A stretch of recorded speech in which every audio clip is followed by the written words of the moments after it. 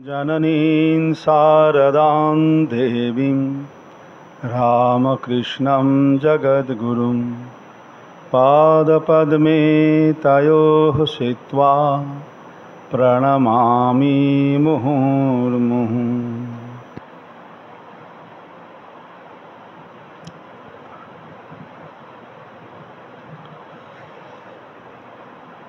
প্রথমেই আমার ভক্তিপূর্ণ প্রণাম জানাই পূজনীয় শ্রীমৎ স্বামী নিরন্তরানন্দজি মহারাজকে। শ্রী শ্রী ঠাকুর ও মায়ের এই সন্তানদের, সামনে উপবিষ্ট ঠাকুর ও মায়ের সন্তানদের আমার সশ্রদ্ধ নমস্কার। এই নপাড়া রামকৃষ্ণ বিবেকানন্দ সেবাশ্রমেতে এই প্রথম এলাম। যাই হোক, এখানে এসে ভালোই লাগলো। এদের মধ্যে অনেক চেনা মুখও দেখছি, যাদের সঙ্গে আগে দেখা হয়েছে। যাই হোক, আমরা তো বারাসাতেও আগে এসেছি, বা আপনারাও কল্যাণী হয়তো কেউ কেউ গেছেন, সেই হিসেবে চেনা মুখ দেখছি। তবে একটা কি, আমরা তো ভক্তের জাত, অতএব সবাই আপনজন, তাকে ভালোবাসি, তার কথা শুনবো, এই জন্যই তো আছি। তো তার প্রতি ভালোবাসা আমাদের কি করে, কেন না, একটা হচ্ছে যে আমরা তার কাছে কিছু পাবো। বাড়িতেও তো অনেকের কাছে ভালোবাসা পাই, তার সঙ্গে সঙ্গে ভালোবাসার সঙ্গে সঙ্গে অন্য কিছুও পেয়ে যাই, যার জন্য অতটা সম্পর্ক অতটা ইয়ে হয় না। এখানে কিন্তু ঠাকুর মায়ের কাছে আসা আরও কিছু পাবো। কি পাবো? শান্তি। আমরা সবাই তো একটাই চাই, সে হলো শান্তি। একজন মাস্টার, স্কুলের একজন হেডমাস্টার, সে তার বাড়িতে পিতা মাতা আছে, ছেলে বউ আছে, সব নিয়ে চলছিল, কোনো কিছুই অভাব নাই। তখনকার দিনে, সে ব্রিটিশ পিরিয়ড, তখন সেই সময়েতে তার কোনো কিছুই অভাব নাই, সব কিছুই ছিল। একটা জিনিসই অভাব ছিল, সেটা হলো শান্তি। তো এই সংসারের জ্বালায় জ্বলতে জ্বলতে আর নিজেকে ঠিক রাখতে পারছিল না, বেরিয়ে পড়েছিল এই শরীর ত্যাগ করবে বলে, সুইসাইড করবে বলে। তো বেরিয়ে হাঁটতে হাঁটতে হাঁটতে হাঁটতে দক্ষিণেশ্বরের কাছে এসে পড়েছে। এক বন্ধু সঙ্গে ছিল, বলে চলো না, রাসমণি নতুন বাগান বাড়ি করেছে, একবার দেখে আসি। রাসমণির বাগান বাড়িতে এসে সব দেখছে। দেখার পর সেখানে একটি ঘরে গিয়ে দেখলো যে একজন বাউন, পূজারী বাউন আর কি, যাই হোক, তিনি বসে আছেন। বসে বসে সব অনেক ভক্তরা সব বসে আছে, তিনি কথা বলছেন। তার তখন মনে হলো যে কি কথা বলছে, একটু শুনলে হয়। ঠিক আছে, চল আগে দেখে আসি। সব ঘুরে টুরে এসে লাস্টে যখন গিয়েছিল, পরে তিনি বলছেন যে দেখলাম যেন সুখদেব বসে বসে দিচ্ছেন, ভগবানের কথা বলছেন, আর সামনে সব শুনছে। তো সেই দিনের মনের অবস্থা তার এমনই যে পরবর্তীকালে তিনি যখন এই সমস্ত ঘটনা লিখেছেন, মহেন্দ্রনাথ গুপ্ত, তিনি দিনটার কথা ভুলেই গেছেন, যে কোন দিন তার সঙ্গে প্রথম দেখা হলো সেটি ভুলে গেছেন। তার মনের অবস্থা কেমন ছিল, গিয়েছিলেন তো সুইসাইড করতে। তাই এবার ঠাকুরের কাছে এসে আস্তে আস্তে ঠাকুরের সঙ্গে একটু কথা হলো, বললেন আবার এসো। তার মুখের একটু কথা শুনেই তার অ্যাট্রাকশন, আকর্ষণ হয়ে গেছে। যে আকর্ষণে আমরা সব এখানে এসেছি, তিনি স্বয়ং ছিলেন। তার মুখের একটু কথাতেই এমন আকর্ষণ যে আবার পরে আসতে শুরু করেছেন। এবং আস্তে আস্তে যে মানুষটি সুইসাইড করার জন্যে বেরিয়েছিলেন, তিনি হয়ে গেলেন, ঠাকুর শেষের দিকে তাকে বলছেন, তুমি তো গৃহস্থ সন্ন্যাসী। তাহলে একজন মৃত্যুকে যে জীবনের শ্রেয়পদ বলে ভেবে নিয়ে জীবন ত্যাগ করতে গিয়েছিল, তিনি হয়ে গেলেন গৃহস্থ সন্ন্যাসী। আর যিনি আমাদেরকে উপহার দিয়েছেন সেই ঠাকুরের কথা কথামৃতরূপ ভাগবত, সেই মহেন্দ্রনাথ গুপ্ত। তো তাকে ঠাকুর বলে দিচ্ছেন সমস্ত ঘটনা, সমস্ত কিছু, কি করে কি চলতে হবে। এই যে এই মৃত্যুকে যে চাইছে, সুইসাইড করতে যাচ্ছে যে একজন মানুষ, সেই মানুষটি কিভাবে গৃহস্থ সন্ন্যাসীতে রূপান্তরিত হলেন। এরকম উদাহরণ একটা নয়, আমরা আরও অনেক দেখেছি। কি করে হলেন? আমাদের মনের মধ্যে প্রশ্ন জাগতে পারে যে দেখুন, আমরাও তো চাই, আমরাও তো এই সংসারে জ্বালা যন্ত্রণার মধ্যে যেন একেবারে অতিষ্ঠ হয়ে উঠেছি, তো আমরাও একটু শান্তি চাই। গৃহস্থে থেকে গিয়ে এরকম গৃহস্থ সন্ন্যাসী হতে পারবো? ঠাকুর দেখিয়ে দিয়েছেন হ্যাঁ, হতে পারবে। আর সেইটি জীবনে প্রতিফলিত করে নিজে প্র্যাকটিক্যাল করে দেখিয়ে দিয়েছেন আবার শ্রী শ্রী মা। আর স্বামীজি সেটাকে ব্যাখ্যা করে বলে দিয়েছেন। ঠাকুর হলেন তত্ত্ব, ঠাকুর দিয়েছেন তত্ত্ব, মা দিয়েছেন প্র্যাকটিক্যাল, আর স্বামীজি দিয়েছেন ভাষ্য। এছাড়াও ঠাকুর বলছেন যে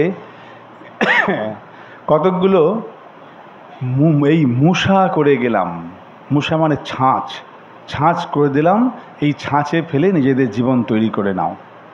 তো তিনি এইসব ছাঁচ তৈরি করে দিয়ে গেছেন। তার অন্যান্য 16 জন পার্ষদ, তার গৃহস্থ পার্ষদ, গৃহে থেকে বলরাম বসু, নাগ মহাশয়, রামচন্দ্র দত্ত, সুরেন্দ্রনাথ, গিরিশচন্দ্র ঘোষ, অনেক আছেন।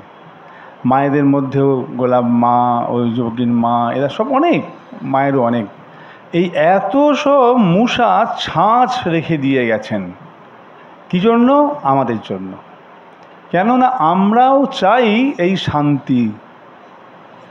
সংসারের জ্বালা যন্ত্রণার মধ্যে আমার এটা চাই, ওটা চাই, সেটা চাই, করি, পেলাম, কিন্তু একটা জায়গার পর দেখি যে না, যখনই মনে করলাম যে এটা আমাকে সুখ দেবে বলে নিলাম, দেখলাম যে সুখের মধ্যে বেশিরভাগ অংশটাই দুঃখের। এইটুকু সুখ আছে, সুখটা ভোগ করতে না করতেই পেছনে দুঃখটাও এসে হাজির। প্রত্যেকটি সুখের সঙ্গে দুঃখ। কেন আমরা সুখ চাই? কেননা আমরা নিজেরা যে আনন্দ স্বরূপ, সচ্চিদানন্দ স্বরূপ, আমাদের স্বরূপ সচ্চিদানন্দ। আমরা যে আনন্দ, সব আনন্দটাই আমার মধ্যে রয়েছে, কিন্তু আমি অন্তরে আনন্দ পাচ্ছি না বলে বাইরে থেকে আনন্দ লাভ করতে চাইছি। কিন্তু বাইরের আনন্দ তো অল্প। আমার যে আনন্দ ভিতরে, যে আমি যে স্বরূপত যে আনন্দ, সেই আনন্দের সঙ্গে কোনো দিনই বাইরের আনন্দ সমান হবে না। বাইরের ছোট ছোট আনন্দ, কিন্তু আমি সম্পূর্ণ আনন্দটাই আমি। কিন্তু আমরা ভিতরে যে ঢুকতে পারছি না, ভিতরে যে আমাকে জানতে পারছি না, সেই জন্য বাইরের আনন্দতেই আমাদের সন্তুষ্ট থাকতে হচ্ছে।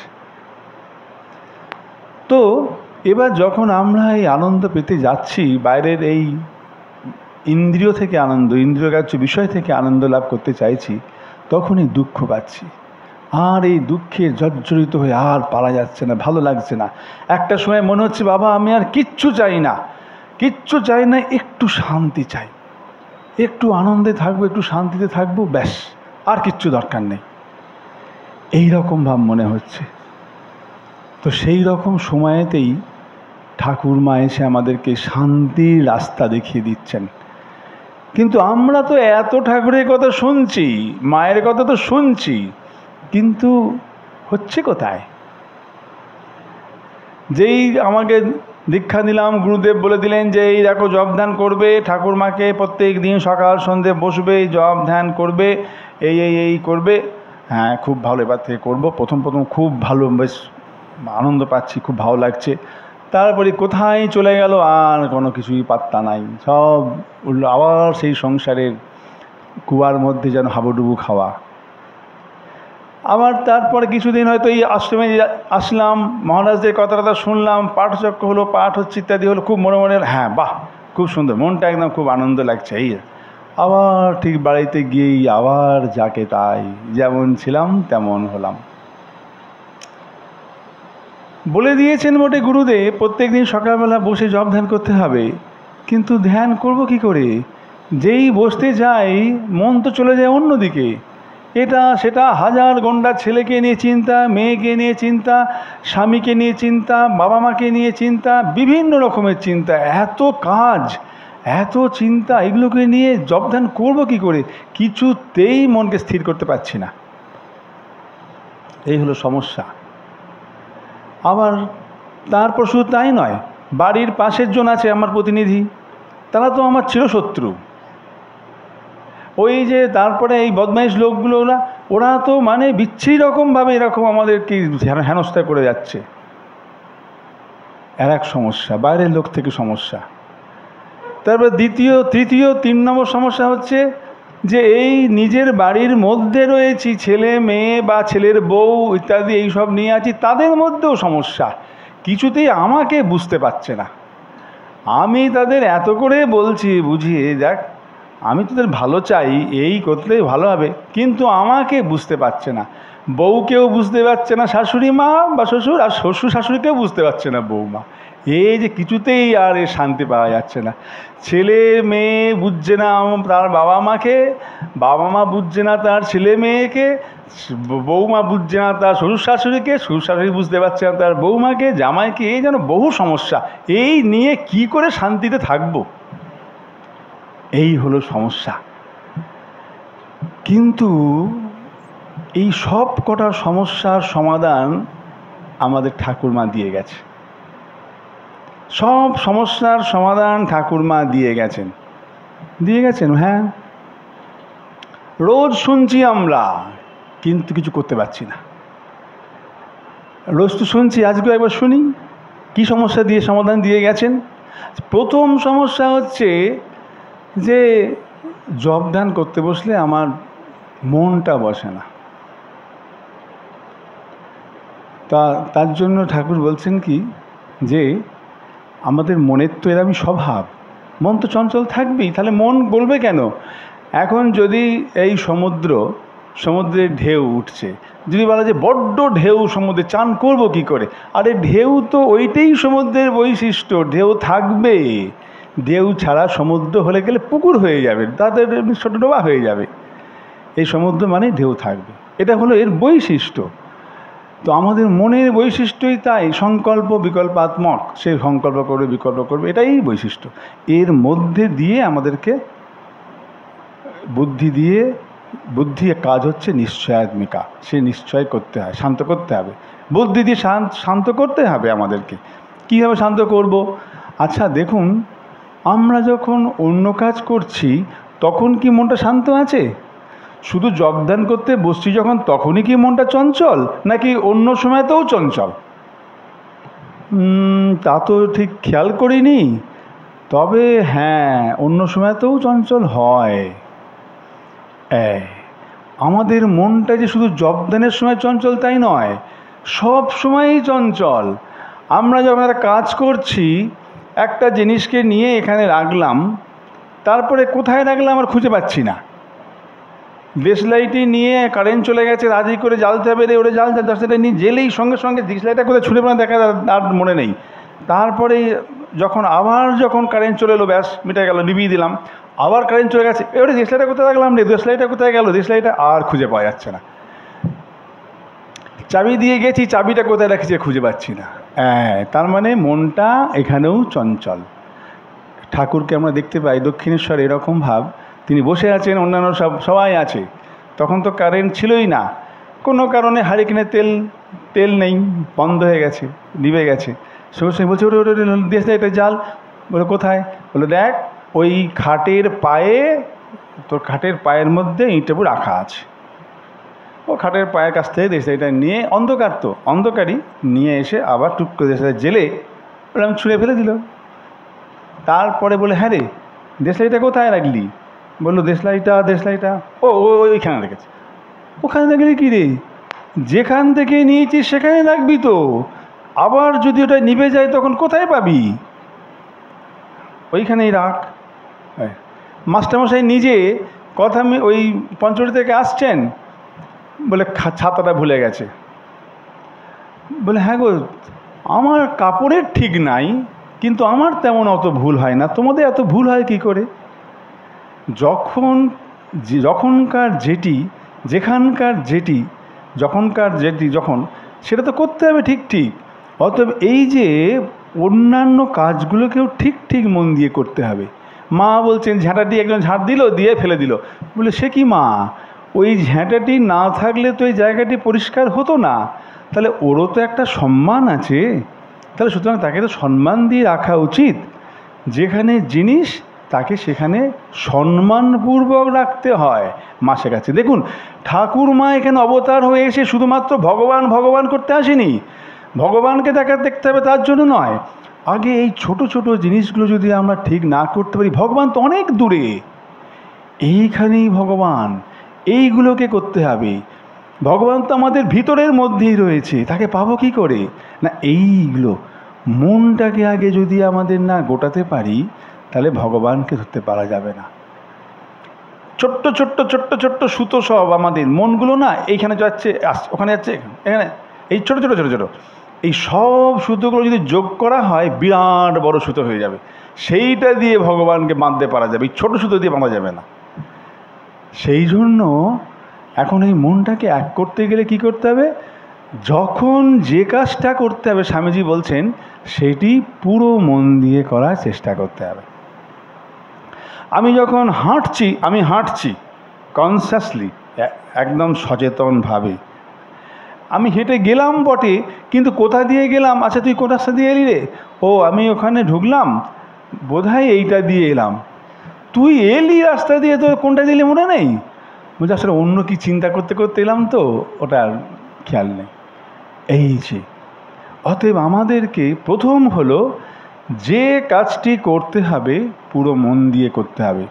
এবার পুরো মন দিয়ে করতে চাই, হচ্ছে না যে, এই প্রশ্ন হচ্ছে এবার হচ্ছে না যে, আপনি হবে না। কেন হবে না? আমাদের আপনি যে কাজটা হয় সেটা সাবকনসিয়াস মাইন্ডে করে। তো আগে আমরা যেমন যেমন অভ্যাস করেছি, যেমন যেমন কর্ম অভ্যাস করেছি, যেমন যেমন চিন্তার অভ্যাস করেছি, ঠিক তেমনই হবে। সুতরাং ওইটাকে ছেদ করতে গেলে সচেতনভাবে আমাদেরকে করতে হবে, সব সময় সচেতন, ওই যে সদা সচেতন, সব সময় সচেতন থাকতে হবে। আমি যেটা করছি ঠিক করছি তো, আমাকে একজন একটা কিছু কথা বলল, আমি বুঝলাম না কি বলছে, স্ট্রং করে সঙ্গে সঙ্গে আমি একদম রেগে গিয়ে তাকে ধ্রাম করে বলে দিলাম, ব্যাস তার সঙ্গে আমার সম্পর্ক গেল বিগড়ে। সে বলল আমি তো কি কথা বলতে চাইনি আর তুই আমাকে কীরকম বললি, ব্যাস দুজনের মধ্যে গণ্ডগোল, সংসারে অশান্তি। একটু যদি আমরা সচেতন হই তাহলে বলার আগে কি বলবো ঠিক করে নিতে হবে, কিছু করার আগে চিন্তাটা আগে ঠিক করতে হবে, আমি কি এইটা করছি তো ঠিক করছি তো, ঠিক করবো তো, এটা বলবো তো, একটু আগে চিন্তায়, তাহলে কি হবে, এই যে অ্যাওয়ারনেস, এই সচেতনতার জন্য আপনার মন কনসেন্ট্রেট হবে, একাগ্র হবে। যখন বসছি জপ ধ্যান করতে, এখন অন্য কোনো কিছু নেই, আমি এখন এই 15 মিনিট সময় আছে জপ ধ্যান করব। গুরু বলে দিয়েছেন, গুরু যেমনটি বলেছেন, যার পর যেটি করতে বলেছেন ঠিক তেমনটি করতে হবে, এদিক ওদিক হলে চলবে না, তার জন্য গুরু দায়িত্ব নেবেন, ঠিক সেরকম তেমনটি করে যাব। যদি ওই সময় কোনো চিন্তা আসে, খুব বেশি ঝামেলা করছে, ওটা ওকে বলা হয়নি, ওটা বলতে হবে, খালি মনের মধ্যে আসছে, ঠিক আছে, আমাদের একজন মহারাজ বলেছিলেন একটা ছোট নোটবুক নিয়ে বসবে, যাকে যেটা বলা হয়নি, যাকে যেটা করা হয়নি মনে আসবে, খালি যখন পিন করবে ওই নোটবুকের মধ্যে লিখে রেখে দেবে, তাহলে আর কিছু ঝামেলা করবে না। তো প্রয়োজন হলে করতে হবে এরকম, পাশে কিছুতে লিখে রেখে দেবেন, দিয়ে চুপচাপ, এখন আর কোনো চিন্তা নেই, এখন চুপচাপ মনের মধ্যে এইটা চিন্তা করব, ঠাকুরকে চিন্তা করব, জপ করব ইত্যাদি, এইরকমভাবে। অর্থাৎ প্রথম হলো সচেতনভাবে অন্যান্য সব কাজগুলো এক মনে করার চেষ্টা করতে হবে, এই হলো প্রথম উত্তর। দ্বিতীয়টা হচ্ছে যে বাড়ির বাইরের সব প্রতিনিধিরা আমার আছে, খুব দুষ্টু লোক, আমাকে সব সময় জ্বালাতন করে, আমাদের এই করছে ওই করছে, অমুক তমুক হ্যান ত্যান ইত্যাদি সব আছে। ঠাকুর বলে দিলেন সব নারায়ণ, সবাইকার মধ্যে নারায়ণ দেখতে হবে, ভগবান মানে শুধুমাত্রই মন তো ওইখানে নয়, সবাইকার মধ্যে তিনিই রয়েছেন, ছলরূপী নারায়ণ, খলরূপী নারায়ণ, লুচ্চরূপী নারায়ণ, সব নারায়ণ, কিন্তু দুষ্টরূপী নারায়ণ, খলরূপী, লুচ্চরূপী নারায়ণদের দূর থেকে প্রণাম, তাদের কাছে যাওয়া যাবে না। তারা যখন কোনো কিছু দেখালো, ভালো আছো তো বাবা, হ্যাঁ খুব ভালো আছি, খুব, হ্যাঁ ভালো আছি, আপনি ভালো আছেন, ভালো থাকবেন, নমস্কার জানবেন বলে মানে কেটে পড়তে হবে। তাদের বেশি লাগালেও চলবে না। কেন না, আমি জানি যে তারা এরকম। ঠাকুর দেখে শিখিয়ে দিচ্ছেন কিভাবে সংসারে থাকবেন। মা ঠাকুর সব দেখিয়ে দিচ্ছেন। মা বলছেন, ওই যে যখন মা তো বলছেন আমজাদও আমার ছেলে, শরৎ আমার তেমন ছেলে বলছেন তো, কিন্তু মাকে একজন বলছে, মা এই আমজাদকে নিয়ে এত বাড়াবাড়ি কেন করেন? তখন বলছে, বাবা ওরা ডাকাত, ওদের ঘরে একটু ইয়ে করে চলতে হয়, তা নাহলে কখন কোথায় কি করবে তার তো ঠিক নেই। এই যে মা যখন আসছে তাকে দুটো খেতে দিচ্ছে, বাবা তুমি ভালো আছো তো, মা কিন্তু এটা অভিনয় করছে না, মা প্রত্যেকের মধ্যে নিজের ছেলেরূপেই দেখছেন, বাস্তবিকই দেখছেন, অন্যজন তো দেখতে পাচ্ছে না, অন্যজনকে বলে বুঝবে না। বলছেন যে দেখো ওদেরকেও, মা প্রত্যেককে, ওই জন্য প্রত্যেককে যে আসে তাকেই বাবা ভালো আছো তো বাবা, যেন তার নিজের আপনার ছেলে। এই যে প্রত্যেকের সঙ্গে তার ব্যবহার ভালো। যে গণ্ডগোড়ে লোক তার সেখান থেকে কিন্তু মা ঘন্টা দিয়ে চুপচাপ বসে আছে, কিন্তু কোনো খারাপ কিছু নয়, ওকে প্রসাদ দাও, চলে গেল। তো এই যে ঠাকুরমা আমাদেরকে শেখাচ্ছেন, যারা দুষ্টরূপী নারায়ণ, খলরূপী নারায়ণ, তাদের দূর থেকে প্রণাম, ঘৃণা নয়, ঘৃণা করা যাবে না। তাদের সম্বন্ধে অন্যকে ওরে বাবা ওই লোকটি খুব খারাপ বলে একজনকে বলতে শুরু করলাম, তা হবে না। মনে মনে জানো যে এ হচ্ছে, এর মধ্যে সেই নারায়ণই আছেন, কিন্তু এইভাবে আছে। ঠাকুর বলছেন বাঘের গলায় মালা পরানো যাবে না, বাঘের মধ্যেও নারায়ণ, কিন্তু তাকে মালা পরানো যাবে না। সেরকম তাদেরকে দূর থেকে প্রণাম, তাহলে পরে আর ও ক্ষতি করতে আসবে না, কোনো রকম ঝামেলা করবে না। তো এই দ্বিতীয় প্রশ্নের উত্তর, অর্থাৎ আমাদের বাইরে যারা আছে তাদের সঙ্গেও ভালো ব্যবহার থাকবে, বেশি মাখামাখি চলবে না, তাদের দূর থেকে প্রণাম করতে হবে, ঠাকুর বলছেন, মা বলছেন। তৃতীয় হলো যে বাড়িতে যে বাড়ির ভিতরে তাদের দূর থেকে প্রণাম করলে চলবে না, তাই তো নিয়ে ঘর করতে হয়, তাদের নিয়ে কী করে চলবো? বাড়ির অশান্তিই তো সব থেকে বড় অশান্তি। আচ্ছা, তার জন্য ঠাকুর বলে দিয়েছেন, মা বলে দিয়েছেন যে ওই যে এখানে লেখা রয়েছে, এই প্রেসক্রিপশান লেখা রয়েছে, একটা প্রেসক্রিপশানে সব রোগ সেরে যাবে। মা আমাদের শেষকালে যাবার আগে তিনি এই একটি প্রেসক্রিপশান করে দিয়েছেন। জগতে জন্ম হলে, জগতে আসলে যা যা পরিমাণ রোগ হয়, আমাদের যা যা দুঃখ কষ্টজনিত রোগ আছে, রোগ হয়, সব রোগের এক ওষুধ এইটি। যত রকম দুঃখ কষ্ট আছে, এক ওষুধ হচ্ছে ওই এক প্রেসক্রিপশান। মা নিজে দেখুন তো, মা বলছেন যে বাবা কষ্ট কী জিনিস বুঝলাম না, জীবনে কষ্ট কী জিনিস, কষ্ট কী বস্তু বুঝলাম না। আর আমরা তার ছেলে হয়ে আমরা কি বলি, ওফ মায়ের সারা জীবনটা কষ্ট করে করে গেল, সেই ছোট্টবেলা থেকে ওই রকম দল ঘাস কাটা ভাইদের নিয়ে, তারপরেতে ওখান থেকে হাঁটতে হাঁটতে এখানে আসা, লোকের গঞ্জনা শোনা, পাগলা স্বামী, পাগলা ছেলের সঙ্গে বিয়ে দিয়েছে বাবা ইত্যাদি, তারপর দক্ষিণেশ্বরে হেঁটে হেঁটে এরম আসা, মাঝে মাঝে মাঝে একবার দক্ষিণেশ্বর ফেরতই চলে যেতে হলো, হৃদয়ের মুখঝামটা, তারপরে দক্ষিণেশ্বরে এসে থেকেও আবার ওই নহবতের মধ্যে ছোট্ট এইটুকু ঘরের মধ্যে বাস করা, ঠাকুরের সেবার জন্য সব জিনিসপত্র ওইখানেই রান্না করা, সকাল সূর্যোদয় থেকে সূর্যাস্ত পর্যন্ত ওই ঘরের মধ্যেই বসে থাকা, টয়লেট পেলেও কোনো উপায় নাই। সূর্যোদয়ের আগে টয়লেট করে এসে ঘরে ঢুকছেন, সূর্যাস্তের পরে গিয়ে আবার টয়লেট করতে যাচ্ছেন। একবার চিন্তা করে দেখুন তো, আমরা চিন্তা করলেই আমাদের কষ্ট হচ্ছে। নিজের স্বামী পাশেই রয়েছেন, ঠাকুর প্রভু তার বলছেন যে সপ্তাহের পর সপ্তাহ চলে গেছে, তার সঙ্গে দেখা করতে পারিনি, ওই ঘরের মধ্যেই বসে আছি।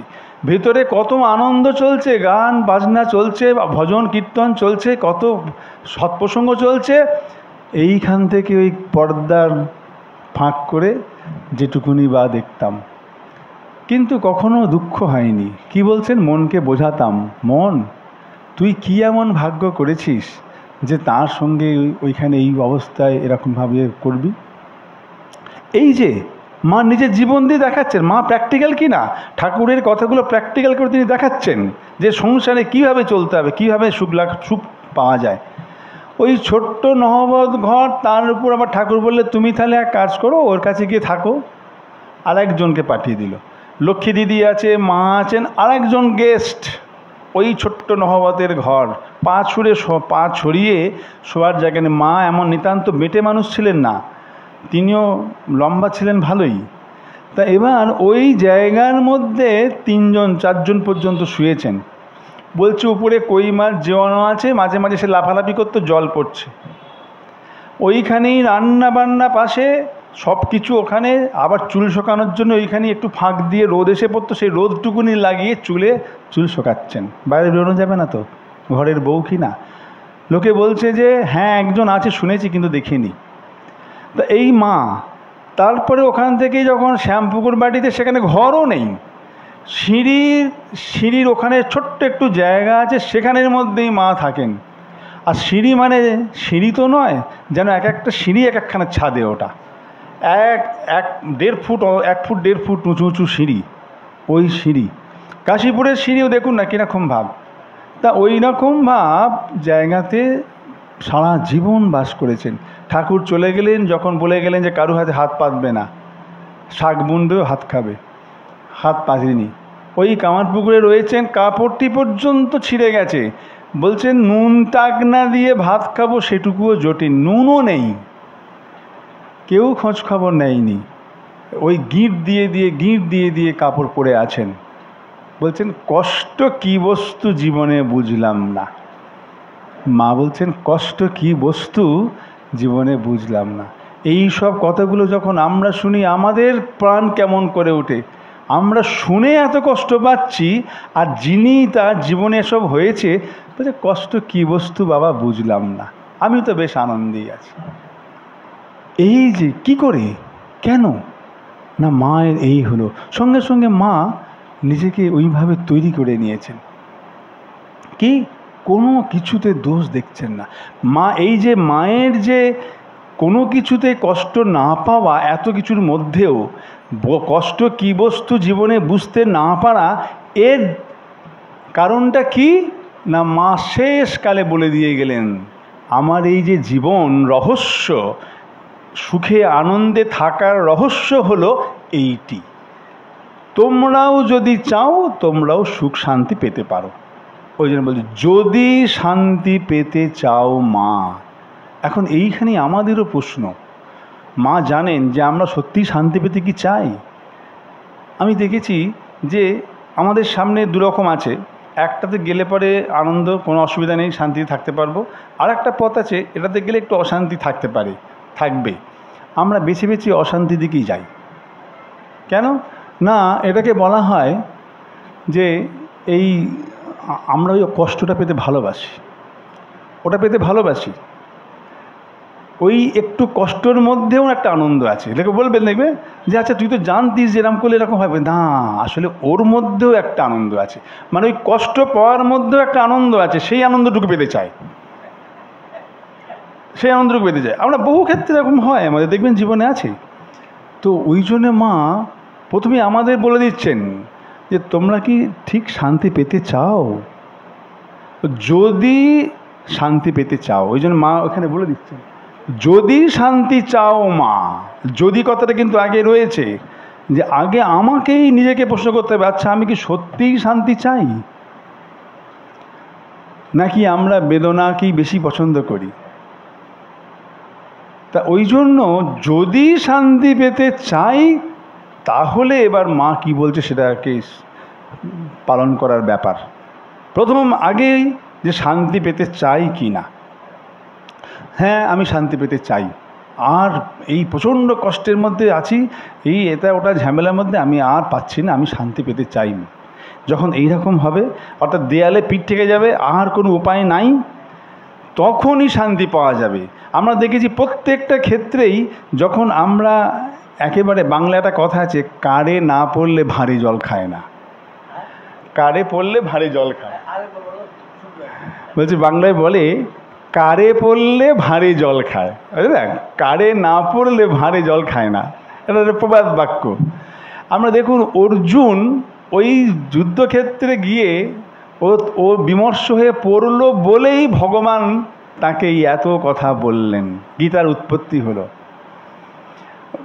বাল্মীকি মুনি ওই ক্রৌঞ্চ বধ হলো তার চোখের সামনে, একজন কতি দুঃখে এরকম ভেঙে পড়েছে, দেখেই তার মনের মধ্যে শ্লোকের আবির্ভাব হলো। মাস্টার মহাশয় ওই রকম ভাব দুঃখে ভেঙে যখন সুইসাইড করতে যাচ্ছে, ওই অবস্থায় এলো বলেই ঠাকুরের কাছ থেকে এইসব শুনে আমাদের জন্য এলো কথামৃত এলো। বিষাদ যোগ না আসলে জ্ঞান যোগ আসে না। অতএব আমাদের জীবনে দুঃখ আসবেই, দুঃখ থাকবেই। এই দুঃখ থেকে থেকে দুঃখের মধ্যে দিয়ে যেতে যেতে যখন আমরা আর পাচ্ছি না, এখন আর দুঃখ চাই না, এখন শান্তি চাই, আমি আর এই দেয়ালে যখন পিঠ থেকে যায়, তখনই আমরা শান্তিকে পেতে পারি বা শান্তির জন্য চেষ্টা করতে পারি।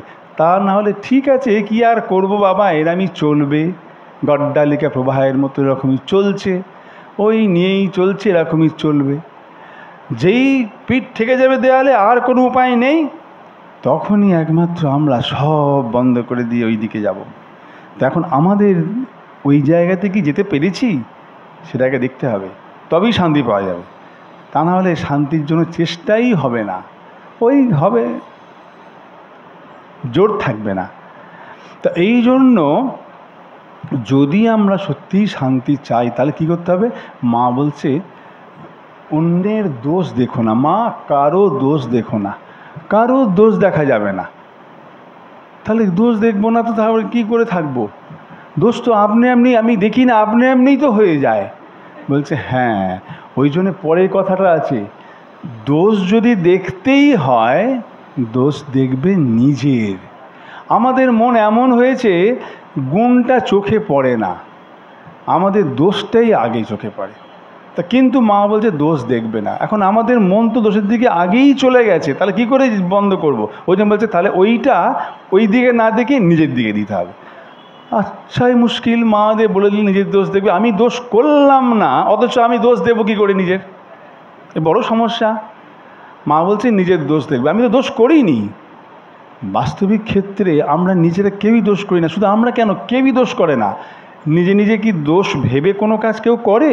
কেউ করে না। আমি একটা কাজ করলাম, অন্যজন বলছে তুমি এটা দোষ করেছো, কিন্তু আমি তো দোষ বলে করিনি, আমি ভালো বলেই করেছি, আমার কাছে এটা ভালোই, ভালো ভেবেই করেছিলাম, কিন্তু ওর কাছে দোষের হয়ে গেল। তা এই রকম হয়, তাহলে আমি কি করে নিজের দোষ দেখব? না, মা বলছেন যে দুটো ভাব। প্রথম হচ্ছে যখনই আমি অন্যের দোষ দেখছি মানেই নিজেকে দোষী করেই অন্যকে দোষ দেখছি। অন্যকে দোষ দেখছি মানেই আমি নিজে তখনই দোষী হয়ে গেলাম। কেন দোষী হয়ে গেলাম? কেন আমি অন্যেরা দোষ করেছি, দোষ দেখছি বলে আমি নিজে দোষী হয়ে গেলাম? না, কেন? তার কারণ বলেছে পরের লাইনে, জগৎকে আপনার করে নিতে শেখো, কেউ তোমার পর নয় মা। এই যে সিদ্ধান্ত বাক্য, কেউ তোমার পর নয়, এইটি হলো আসল বাক্য। যিনি ভক্ত ভগবান লাভ যখন করবেন, সর্ববস্তুতে ভগবান দর্শন করবেন। যিনি জ্ঞানী জ্ঞান লাভ করবেন, তিনি সর্ববস্তুতে ব্রহ্মবস্তুতে ব্রহ্ম দেখবেন। যিনি নিষ্কাম কর্মযোগে প্রতিষ্ঠিত হয়েছেন, প্রত্যেকের মধ্যে শিবকে দেখবেন। তার মানে প্রত্যেকের মধ্যে সেই এক চৈতন্যই রয়েছে, সেই আমার ভগবান আমার ইষ্টই রয়েছে। তাই কাকে পর বলবো? সে তো আমার আপনজন। যদি আমি এখন খেতে খেতে গালটা কামড়ে ফেলি, তাহলে ওহ দাঁতটা কি মুশকিল, দাঁত আমার গালটাকে কামড়ে দিলি, রক্ত বেরোচ্ছে, নিয়ে একটা নোড়া দাঁতটাকে ভেঙে দিই। কেন না গালটা কামড়ে দিয়েছে? করি কখনো? করি না। কেন না, দাঁতটিকে ভাঙলে পরে আর মাংস খেতে পারবো না, চিবিয়ে কিছু খেতে পারবো না, আমারই তো দাঁত। তখন আমার মনে আর দাঁতের প্রতি দোষ আসে না, দাঁতের প্রতি দোষ দৃষ্টি আসে না। হ্যাঁ, ওটা অসাবধানে হয়ে গেছে, আসলে অন্য কিছু চিন্তা করছিলাম তো অসাবধানে হয়ে গেছে, আমি করে ফেলেছি। নিজের ছেলে যখন কোনো একটা কিছু করে খুব ভালোবাসি যাকে, সে একটা কোনো ভুল করে ফেললো, তখন বললো, আহা ওটা ওর দোষ ধরতে ও বাচ্চা ছেলে তো ওরকম করেছে। ঠাকুরের সামনে রাজা মহারাজের সম্বন্ধে বলছে রাম যে দেখো এই তো ও নিমন্ত্রণ করতে ওকে দায়িত্ব দেওয়া হয়েছিল, ও দেয়নি, ওর জন্যই তো গণ্ডগোল। ঠাকুর বলছে দেখ ও দুধের সন্তান, ওর আবার দোষ ধরতে আছে। রাজা মহারাজকে বলছে যেহেতু ভালোবাসে, বলছে ও তো গোপাল ঠাকুরের তো সঙ্গী, বলছে ওর কি দোষ ধরতে আছে, বাচ্চা ছেলে। এই আমাদের যদি আপনার লোক হয় তাহলে আমরা দোষ দেখতে পারি না। জগতের সবাই যদি আমার আপনার হয় তাহলে কার দোষ দেখব? কারোর দোষ দেখা যাবে না। তাই জন্য এটা একটা সাধন। সকলের মধ্যে তিনি আছেন, সকলের মধ্যে আমার ইষ্টই রয়েছেন, সকলের মধ্যে ভগবানই রয়েছেন, সকলের মধ্যে সেই এক চৈতন্য রূপে সেই পরব্রহ্মই রয়েছেন। ইয়া দেবী সর্বভূতেষু মাতৃরূপেণ সমস্ত আছে না, সমস্ত রূপে তিনিই যখন রয়েছেন তখন কার দোষ দেখব? এই অতএব এইটি একটি সাধন। তাই বলছেন যে জগৎকে আপনার করে নিতে শেখো। আমি তো পারি না সকলকে এক দেখতে, না পারি না, এটা ঠিক, পারবে না প্রথম কিন্তু শিখতে হবে। শেখা মানে কি? অভ্যাস করতে হবে, সাধনা করতে হবে। এইটিই সাধনা। সকলের মধ্যে তিনি আছেন এইটিকে দেখাই সাধনা। প্রত্যেকের মধ্যে ঠাকুরমাই রয়েছেন, এটাকেই চিন্তা করতে হবে, এটাই সাধনা আমাদের। তাই মা বলছেন যে জগৎকে আপনার করে নিতে শেখো। যদি তাই আপনার করে নিতে পারি তাহলে আর দোষ দেখতে পারবো না। তখন কেউ যদি কোনো দোষ করেও ফেলে তখন মনে হবে কি, ঠাকুর ওকে দিয়ে এই কাজটা করিয়ে আমাকে শিক্ষা দিল, আমার শিক্ষার জন্য ওই লোকটিকে দিয়ে এই অন্যায় কাজটা করালো। আহারে বেচারা, এই অন্যায় কাজটা করলো বলে ওর তো কষ্ট হবে। তখন কী হবে? ঠাকুর ওর মঙ্গল করো। তখন বলছেন তার প্রতি রাগ হবে না, তার প্রতি দয়া হবে, তার প্রতি দয়া হবে যে আহা আমার মঙ্গলের জন্য, মানে অর্থাৎ আমি যাতে এমন কাজটি না করি, আমার যাতে এই ধরনের কোনো অসুবিধা না হয়, আমি যাতে এরকমভাবে বিপদে না পড়ি, এরকম করে না ফেলি, সেই জন্য ওকে দিয়ে ওই কাজটি করে আমাকে তিনি শেখালেন। এই দোষ না দেখে তার এইভাবে ভগবানের দেখতে হবে। তো এই দোষ দেখাটাকে বন্ধ করতে হবে। তাহলে কি হবে? আচ্ছা আমি না দোষ দেখলাম না, তাই দোষ না দেখে আমি কী করে শান্তি পাবো? এই যে একটা প্রেসক্রিপশন, তাতে কত কী হবে দেখুন। প্রথম, আমাদের যত অশান্তির মূল হলো রিলেশনের জন্যই ভালোবাসা, এই রিলেশনের জন্যই বিচ্ছেদ। যত রকমের অশান্তি আমরা সংসারে ভোগ করি বেশিরভাগটা হলো এই সম্পর্কের চ্যুতি। সম্পর্ক সেখানেতে আমাদের দূরে সরিয়ে দিচ্ছে, কোনোরকমভাবে সম্পর্কের বিচ্যুতি ঘটছে, আর অথবা তার মনের মধ্যে থেকে কোনো রকম একটু কষ্ট পেয়ে গেল ইত্যাদি হলো, তার জন্য এই সম্পর্ক। এই যদি দোষ না দেখি তাহলে আমাদের সম্পর্কটা ঠিক থাকবে। যদি বাড়িতে ছেলে মেয়ের সঙ্গে বাবা মার বা শ্বশুর শাশুড়ির সঙ্গে বৌমার বা ইত্যাদিদের সঙ্গে যদি ঠিক মতো সম্পর্কটা ভালো থাকে তাহলে অশান্তি হবে না। এও ওর জন্য ভাববে, ও ওর জন্য ভাববে। যদি একটা অন্যায় করে ফেলে, আর মা কি হয়েছে, ও তো হতেই পারে, এ হতেই পারে, মানুষ মাত্রই তো ভুল হয়, ভুল হয়েছে, তুমি এখন বুঝতে পেরেছো, পরে ঠিক হয়ে যাবে, ব্যাস। সে তখন ভাবে বাবা আচ্ছা, আমি যখন প্রমেয়ানন্দজি মার সঙ্গে ছিলাম তা প্রমেয়ানন্দজি মা আমাকে একটা ইমেল করতে দিয়েছে, আমি তো কম্পিউটারে জানতাম না, সব মঠে এসেই শেখা, শিখে নিয়ে যখন এবার নতুন কম্পিউটার দিয়েছে মহারাজ আমাকে বলে এই ইমেলগুলোকে ছেড়ে দাও। আমি ছেড়ে দিয়ে গেছি। প্রথম তখন সব ডায়াল আপ কানেকশান তখন কত ভালো ছিল না, তাই ইত্যাদি করে আমি পাঠিয়ে দেওয়ার পর একবার করে মিলিয়ে নিচ্ছি। মেলাতে গিয়ে দেখছি সব বনাশ করে ফেলেছি, একজনকার ইমেল অন্যজনকে পাঠিয়ে দিয়েছি, এর ইমেল অন্যকে পাঠিয়ে দিয়েছি, আর তার ইমেলটা আরেকজনকে পাঠিয়ে দিয়েছি। দুটো গন্ডগোল হয়ে গেছে, একজনেরটা ওরটা এটা করার পর তো এবার কী করব, কম্পিউটারে যখন শিখেছি তখন টাইপ করতে গেলে আনডু করলে আবার আগেরটা হয়ে যায়, আর এখানে তো আনডু করার উপায় নেই। আমি কি সবাইকে ইউজ করছি, হ্যাঁ গো এরকম বা পাঠিয়ে ফেলেছি, এটা কোনো আনডু করা যাবে না? বললো না, ও চলে গেছে, আর কিচ্ছু করা যাবে না। সর্বনাশ কাণ্ড, কী হবে এবার? আমার তো ঘাম হচ্ছে, মহারাজ এসে বসবে এবার তারপরে কি বলবো, আমি কি করবো ঠিক করতে পারছি না, যে এরকম ভুল করে ফেললাম, কি হবে।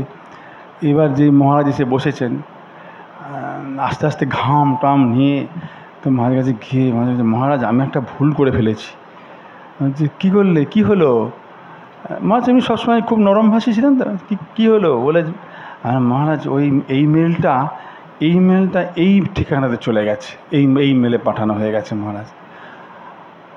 বলছে ও আমি কী করবো বুঝতে, কথা শুনেই বুঝতে পারছি যে কথা জড়িয়ে যাচ্ছে, এরকম ভয় ভয় হচ্ছে। আর ভুল তো মানুষেরই হয়, ভুল কি দেয়ালের হবে না গরুর হবে? তো সে তো ভালোই ভুল হয়েছে, ঠিক আছে, তুমি এখন থেকে বুঝতে পেরেছো তো, যখন পাঠাবে আগে ভালো করে দেখে নেবে ঠিক মেল অ্যাড্রেসটা টাইপ করেছি কি না দেখিয়ে নিয়ে তারপরে ক্লিক করবে। ঠিক আছে, তুমি এক কাজ করো, দুটো চিঠি আমার কাছে নিয়ে এসো, আমি লিখে দিচ্ছি। উনি আবার একটা ছোটো মেসেজ লিখে দিলেন, দিয়ে আমি আর কি পাঠালাম। আমি তখন তো অবাক, আমি তো বুঝতে পারিনি যে এরকমভাবে আমাকে বলবেন। আমি তো ভাবলাম আমাকে কত কী না বলবেন, কত কী হয়তো শুনতে হবে ইত্যাদি ইত্যাদি। যখন উনি আমাকে এরকম বললেন যে ভুল তো মানুষেরই হয়, আর যেন এরকমভাবে এখন তুমি বুঝতে পেরেছো, আর এবার যখন পাঠাবে ভালো করে দেখে পাঠাবে। আমি তখন ভাবলাম বাবা, এইরকম মানুষ হয়। আমি তখন ওনার একদম আরও কাছে চলে এলাম, আমাদের সম্পর্কটা আরও গভীর হয়ে গেল। এই যে অথচ যদি আমাকে উনি একটা খুব জোর বকা দিয়ে দিতেন, গালি দিতেন, আমি কী করতাম, একটু দূরে দূরে থাকতাম। ওরে বাবা কখন বকে দেবে আবার তার ঠিক নেই, কখন কী করবে তার ঠিক নেই, এই দূরে দূরে থাকতাম। এই যে আমাকে ভালো বলে দিলেন, আমার একদম আমাকে পুরো একবারে তিনি একবারে আমার সঙ্গে এত কাছে চলে এলেন যে অতএব আমরাও যদি এরকমভাবে মানুষকে তার গুণটা দেখে বলতে পারি, তার সঙ্গে সম্পর্কটা আরও নিবিড় হবে। তাহলে আর কোনো রকম ভাব অশান্তি সেখান থেকে পাবো না। সেখানে কোনো সেও আমাকে ভয় পাচ্ছে না বা আমার কাছ থেকে অশান্তি পাচ্ছে না। আমার কাছে লুকানোর কিছু নেই, আমারও তার কিছু নেই। কিন্তু এটি আন্তরিক হতে হবে, আন্তরিক হতে হবে। যদি আন্তরিক এরকম হয় তাহলে পরে দেখবেন এতে আনন্দ পাওয়া যাবে, এতে শান্তি পাওয়া যাবে। অতএব এই যে মা প্রেসক্রিপশনটা দিয়েছে না, দারুণ। সুতরাং সম্পর্ক ঠিক থাকলে শান্তি ঠিক থাকবে, আর দোষ না দেখলে এটা এক নম্বর। দ্বিতীয় হলো, প্রথম কারণ দোষ না দেখলে কী হবে সেটা বলছে, এই প্রথম এটা। দ্বিতীয় হলো, স্বামীজি বলছেন যে আমরা কোনো কিছু বাইরে থেকে পাই তা নয়, আমরা অর্জন করি। আমরা যদি ভালো কাজ করি ভালো পাবো, লোকের সুখ্যাতি করি, লোককে ভালোবাসি, আমিও অন্যের কাছে ভালোবাসা পাবো। আমি অন্যকে দ্বেষ করি, হিংসা করি, আমিও অন্যের হিংসার পাত্র হব, অন্যের দেশের পাত্র হব। একদম অঙ্কের নিয়ম, এখানে কোনো এদিক ওদিক নাই। একজন আমাকে, আমি আনন্দে আছি, আমি বেশ আনন্দে আছি, শান্তিতে আছি, এমন নয় যে কেউ আমাকে দয়া করে আমাকে আনন্দ দিয়ে দিয়েছে, দয়া করে আমাকে শান্তি দিয়েছে বলে আমি শান্তিতে আছি। আমি কারো দয়ার পাত্র নয়, সেটি আমি অর্জন করেছি। কি করে অর্জন করেছি? আমার কর্মের দ্বারা অর্জন করেছি, আমার চিন্তা এবং কর্মের দ্বারা অর্জন করেছি। আমিও অন্যকে ভালোবাসি, আমিও অন্যকে সাহায্য করি, সেই জন্য আমি সাহায্য পাই। আমিও অন্যকে ভালোবাসি, সেই জন্য আমি অন্যের ভালোবাসা পাই। আমিও অন্যের গুণ দেখি বলে আমারও অন্যজন আমার গুণ দেখে। অতএব আমি যা চাই সেটি আমি যদি তাই করি তাহলে সেটাই পাবো। সুতরাং আমি যেটা পেতে চাই আমার হাতের মুঠোয়, আমার হাতের মুঠোয়। আমি কি চাই? শান্তি, তাহলে আমাকে অন্য কেউ শান্তি দিতে হবে।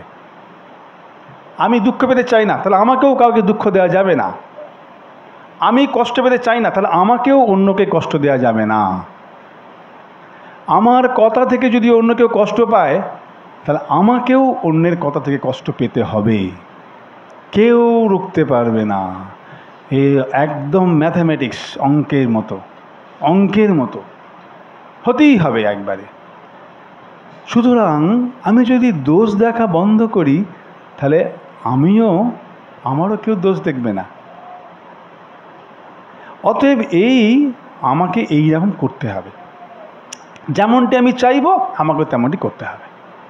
এই হলো মা বলে দিয়েছে। মায়ের এইটুকু কথার মধ্যে সমস্ত কিছু সব পুরো শাস্ত্রের সার, সংসারে থেকে শান্তি লাভের সার, ঈশ্বর লাভের সার সমস্ত কিছুর মধ্যে আছে। তাহলে মন দেখবেন চঞ্চল হবে না।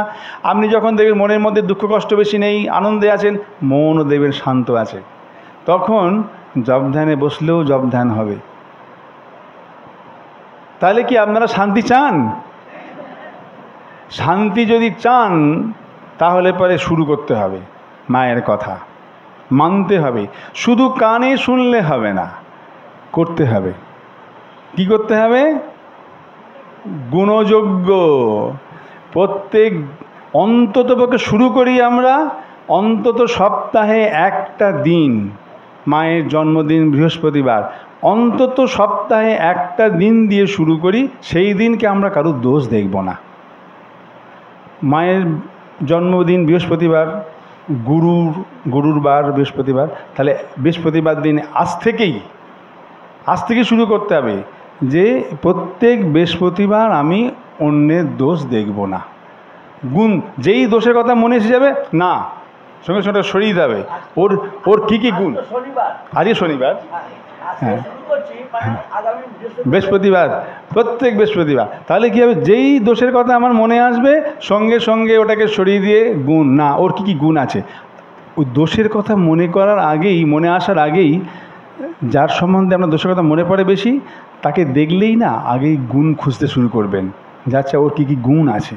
দেখুন প্রত্যেকটি মানুষের কিন্তু গুণ আছে, খুঁজে খুঁজে বার করতে হবে। আমাদের দোষগুলো খুঁজে বার করার এমন অভ্যাস হয়ে গেছে যে গুণগুলোর চাপা পড়ে গেছে তার দ্বারা, কিন্তু এখন ওই দোষটাকে সরিয়ে দিয়ে গুণটাকে খুঁজে বার করতে হবে। তাহলে আমরা যদি শান্তি সত্যি সত্যি পেতে চাই, আমরা যদি সত্যি সত্যি মায়ের সন্তান হই, যদি মা শারদা আমাদের সত্যি মাই হন, যদি মায়ের কথায় বিশ্বাস করি, যদি মায়ের কথায় যদি আমাদের শ্রদ্ধা থাকে, তাহলে পরে মায়ের কথা আমরা শুনব।